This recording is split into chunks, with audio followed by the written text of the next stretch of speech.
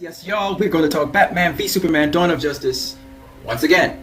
This time, I'm going to actually delve into the Martha moment. So that's what we'll be dealing with in this particular issue. And I want to deal with it because I'm pretty tired of people misrepresenting what that moment is online.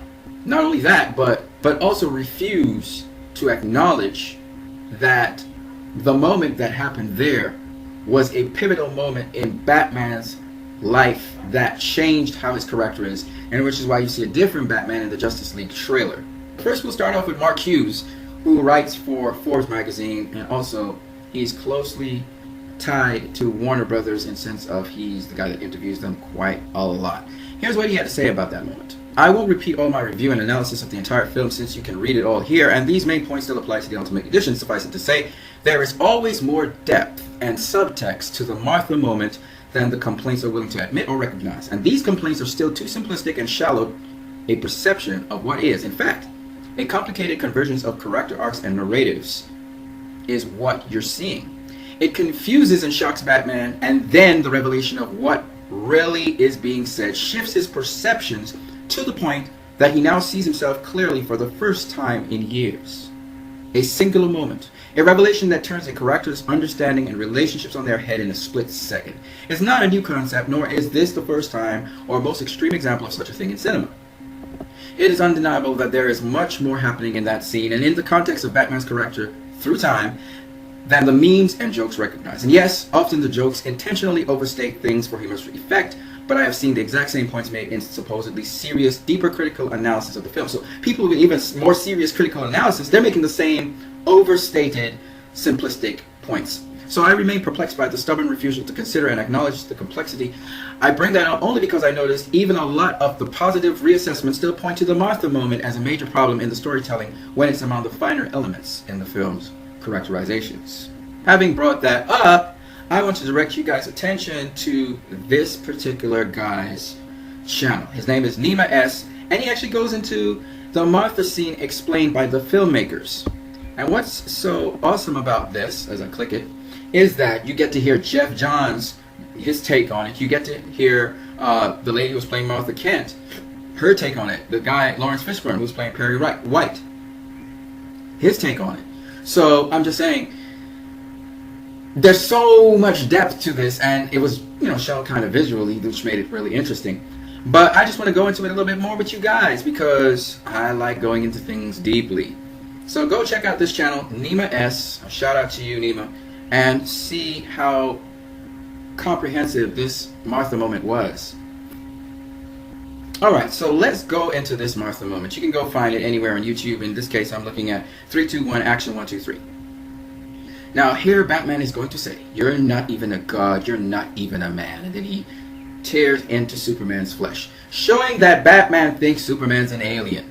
Then Superman says, "You're letting him kill Martha. You're letting him kill Martha.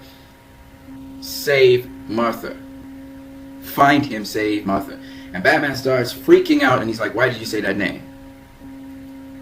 Now Superman, if you notice, he's underneath Batman's boot. He's got his boot on the man's throat, man, for crying out loud. Anyway, when Superman says, "Find him, save Martha," Batman gets this flashback back to that alley after they came out in Gotham, after seeing Zorro. He sees him, find him. Him is the man who shot his mother. You can see it in his eyes. You can see the little boy's look in his eyes as well. See, he's screaming. He's reliving the experience right at this point in time. He sees his mother lying in a pool of blood and his father saying, "Martha." Look at her pupils dilate there. And he's there. And now he's freaking out. He's like reliving the experience because Superman spoke to that point in his life. He's about to raise that freaking spear and kill him. But Lois Lane runs and launches and looks at him with fear in her eyes. And he says, "Who the hell is Martha?" And she says, "It's his mother." And he freaking backs off. Look at him. He's thrown for a loop. Everything he thought this guy was an alien. You can see him looking around. He's putting things together. He's like, "I'm so freaking wrong." And then he was going to fling that spear because he realized he's going to commit murder. Then he realized he was being played at the same time. My point being this. Batman was about to kill Superman. He was going to kill him. Okay? Here you're seeing a scene where Martha, not Superman's mom, Martha. This is important. Superman said Martha because Lex Luthor said Martha, and shocked the daylights out of Superman. He backed off. He saw his mother just tied up and beaten up, and witch was written on her forehead in blood. Freaked Superman out, okay? So anyway, Batman is determined to save Martha. I'm sorry, there's a piece of this clip that you didn't get to see, and this was too bad. But he was determined to save Martha. He's determined to be redeemed. And so that's the Batman you're seeing there.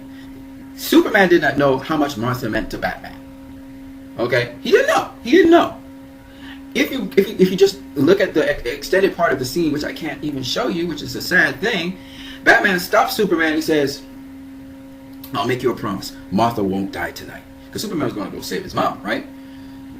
Batman needed this so much. This was redemption for him. And Batman, if you've ever seen Death in the Family, Batman can become motor tracked. He can become, just one goal in his mind, and he's just determined to do it. That's how Batman can be. He can become extremely brutal. And this is the Batman you guys saw saving Martha. So I want to make it abundantly clear again to you guys. There's a lot more to this than I am saying, but this is the essence of it, okay? So for those people who keep on talking about, the Martha joke, and Batman just abruptly, changed his mind. No, he didn't just abruptly change his mind. The visual imagery showed you what was going on in Batman's head. He was recounting everything, but it was what Superman said to him about, you're letting him kill Martha. That spoke to him. That's what sent him all the way back into time. You got to understand that. There's one more thing I want to show you guys. So let me show you it. So the Tower Force, look at his face. In a moment, Batman hated Superman. He feared Superman. It was in a moment that happened. Okay, guys? That's very important. Just like how in a moment, Batman realized Superman wasn't this alien with all this power and reckless and just someone that he should, annihilate. So it's very important for you guys to realize it was the same moment that caused Batman to hate Superman. It's the same moment Batman realized Superman was actually an ally. But he'd been hearing it all along. All along in the movie, you saw Alfred continuously talking in Batman's ear as his conscience, talking against how he was changing. He was arguing how Superman was a good guy. He wasn't a bad guy. He didn't have bad intentions. All along, Alfred played a role in how Bruce Wayne's perception of Superman was being challenged and changed. Okay? It wasn't just that one moment, just like it wasn't that one moment in Metropolis when Batman snapped.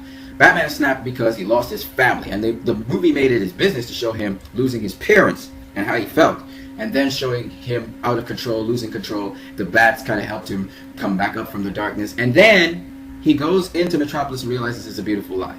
This lady here, Diana Prince, also known as Wonder Woman, she changes and shapes Bruce's perception of metahumans when he discovers that she's a metahuman. He was always attracted to her. He saw her at Lex's convention, had to track her down because she stole something from him. Then he finds out she's a metahuman, and she played a pretty pivotal role as well in his perception of metahumans and how many of them were out there, and that not all of them had ill intent. Remember Superman being a metahuman, and you would see him say, is she with you? I thought she was with you. He was saying, you're a metahuman, so I thought she's like, one of you guys, because she lived very long, he realized.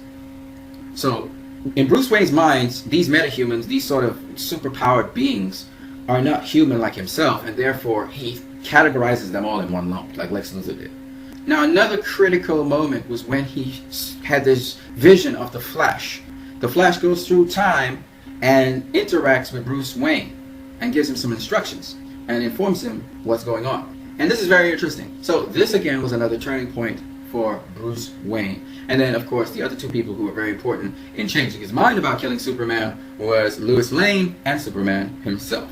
So it wasn't just in a void that Bruce Wayne just suddenly, had a change of heart. Just like I wasn't really in a void that he just had a hate for Superman all of a sudden. So I thought I would just point that out to you guys, alright? Alright you guys, I hope you guys enjoyed this video. And like I said before, there's a lot more to the Martha moment than meets the eye. And of course, if you watched the film and you really valued the film, you weren't one who was just kind of negative and was trying to bash the film, you would have enjoyed the Martha moment as well. I did. I personally enjoyed it. John Campea did, Tyron Magnus. So yeah, you guys have a great one.